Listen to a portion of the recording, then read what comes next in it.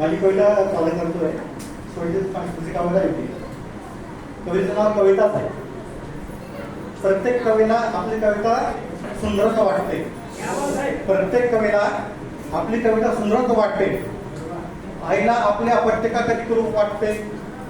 आईला आपले अपत्यका कधी करू वाटते. कल्पनेचे डोळे लागून कविता आकार घेते. कल्पनेचे डोळे लागून कविता आकार घेते. उपमा अलंकार साज घेऊन कविता जन्म घेते.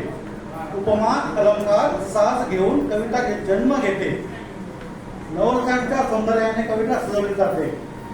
नवरसांच्या सौंदर्याने कविता सजवली जाते. शब्दांना तोलून मापून ती कितीतरी पारखली जाते. नटून थटून ती रसिकांसमोर मांडली जाते. नटून थटून ती रसिकांसमोर मांडली जाते. कधी वाचून कधी गाऊन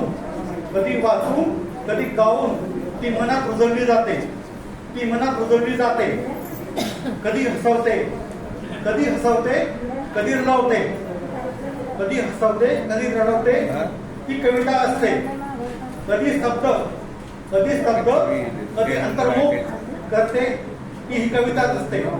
कवी स्तब्ध कधी अंतर्मुख करते ती ही कविताच असते. धन्यवाद. धन्यवाद सर.